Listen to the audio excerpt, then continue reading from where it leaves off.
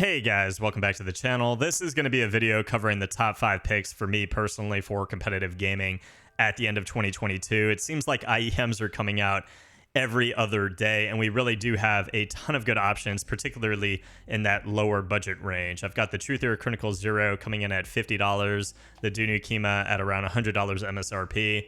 On the right side, I do have my top 3 on my own personal Wallhack certified tier list. These are the things that if I was going to be going to a tournament tomorrow, the only IEM that I would pick up would be one of these 3. I think for tack shooters, for open, broad, expensive maps, the 3 choices that I have here kind of cover both of those scenarios, but definitely some of these IEMs do some of those tasks a little bit better than others. I do have the inclusion now of the Zen's Manger Top. These are my new #1 IEM. They are going to be beating out the Dunu Vulcan as well as the Rapgo Hook X. I know that they are more expensive. If you're not an enthusiast, you do not need to spend this type of money. I do think that you will get competitive gaming qualities that will put you on par with these 3 options in these 2 options, but there are benefits to be had as you are going up the scale here in my 5 picks. I do want to cover, though, what you guys are getting in the box, talk about how they sound and feel in game, and why it is that I am picking the Zen's Manger Top for my personal #1. Let's get into it. In terms of the budget range with the Kima and the Zero, you get a similar unboxing experience. Generally, budget IEMs have some waifu type stuff on the packaging. You get a carrying case with both, and usually you get a wide array of ear tips with pretty much all IEMs nowadays. I think that the Kima unboxing experience is a lot nicer than the Zero. The default cable is a lot nicer. The overall feel of the IEMs is a lot nicer, and the ear tips that it comes with are actually really good. The ear tips on the Zero aren't too bad, but the default cable, which is not what I have on it right now, this is an Alti cable, but the default cable is very thin and it tingles very easily.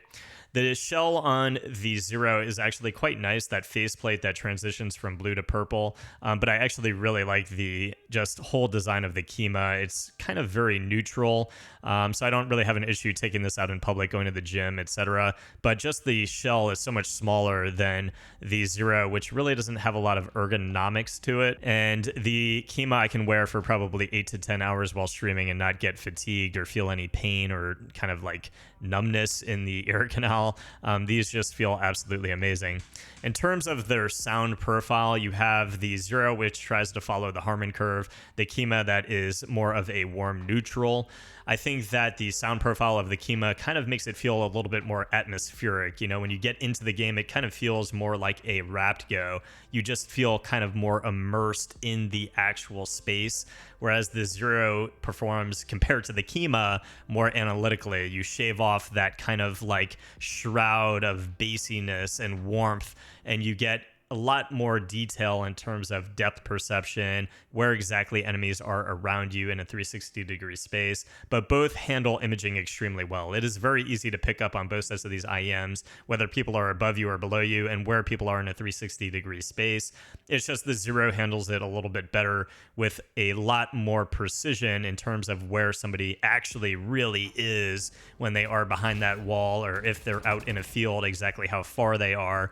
You really pick up a sense of depth. So I definitely give the gaming edge to the Zero for $50, but if you're looking for an IEM that handles all of those competitive features very nicely, has that warm neutral tuning, and just is extremely comfortable, you really cannot go wrong with the Kima. I have thrown these things around. I take them to the gym. I go running with these. Extremely comfortable, look great, and sound awesome for gaming related purposes. Getting into the mid-fi region, I am not going to bullshit you guys and try to get you guys to spend your money on a $500 pair of IEMs, a $300 or $400 pair of IEMs, or a $200 to $300 pair of IEMs. But I do think that this range is the better range for competitive gaming purposes with the transition over to music listening and entertainment listening. The Dunu Kima, I think I would rather listen to than the Dunu Vulcan, and the Dunu Kima is still absolutely fantastic for competitive gaming purposes. It is going to fall behind the Vulcan for that use.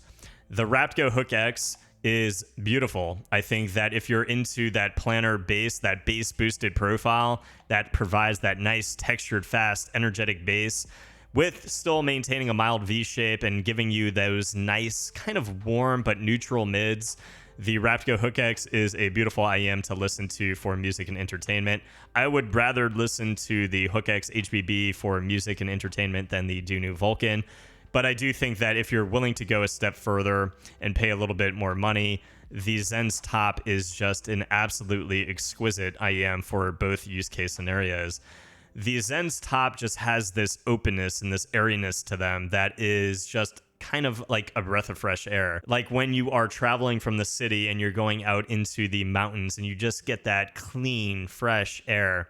That's how I feel about the Zen's Top. It just has this natural, beautiful airiness to it with just beautiful higher frequencies, beautiful mids, female vocals, male vocals, instruments. Everything sounds true to me and very energetic, extremely well textured, while still providing you sub bass and mid bass that are very well textured and energetic as well, and extremely beautiful. The Raptgo Hook X has the most emphasis because this is the most atmospheric immersion you're going to get out of any of the IEMs in this video.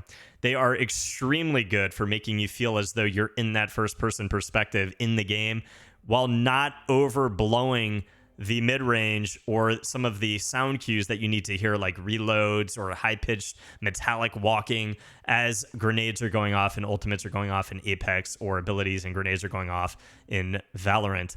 Extremely good separation while maintaining that atmospheric immersion and giving you this beautiful, fun sound profile that is, again, bass elevated but not overwhelming, which is why the Raptgo Hook X, after long-term use, is going to move into my number 2 slot behind the Zen's Top for Valorant. It's going to remain at number 3, but very close to being number 2 compared to the Dunu Vulcan.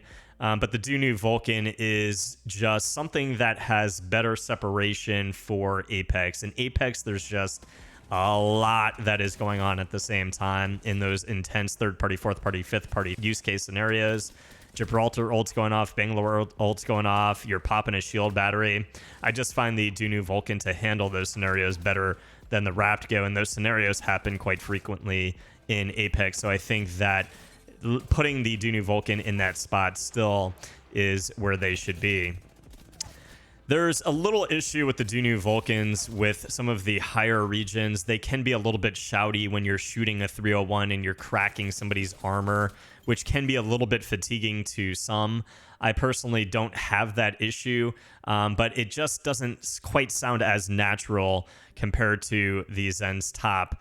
The Raptgo and the Vulcan are not nearly as resolving as the Zen's Top, and I think that the Zen's Top, again, providing that atmospheric immersion, but having just this massive, broad, expansive soundstage, beautiful imaging, and beautiful sound profile are really going to ascend this to my number 1 spot for both Apex and CSGO and Valorant. Transitioning from Apex to Valorant, you're not losing a lot in terms of that atmospheric immersion.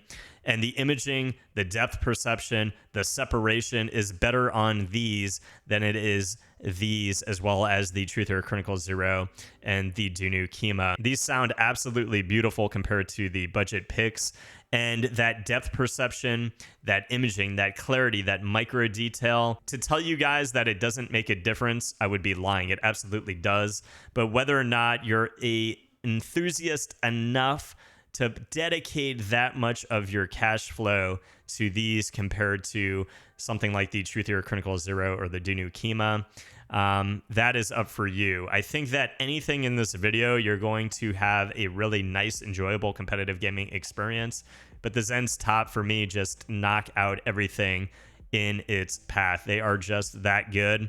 And the faceplate, the ergonomics of this are just beautiful. The resin shell is just perfectly done in terms of the fit for my ears in general. And that faceplate, in my opinion, is the most beautiful faceplate that I have in my collection. I think the Thea Audio faceplates are absolutely beautiful. It definitely rivals those, but I'm more of a green and blue profile guy, and I think the blacks with the blues and greens and the golds, it really just looks absolutely stunning. So stunning for music, Absolutely stunning for use case scenarios for competitive gaming. Absolute comfort, can use these for long-term durations, and for that reason, the Zen's Top is going to be my #1 recommendation. So that is it for this video, guys. You have 5 awesome IEMs to choose from for competitive gaming purposes. If you don't want to spend more than $100, you have the Truth or Critical Zero or the Dunu Kima, depending on whether comfort is more important for you or competitive qualities is more important for you. You might choose one over the other or their tuning profiles. The Dunu Vulcan, the Raptgo, and the Zen's Top are all very potent competitive gaming IEMs.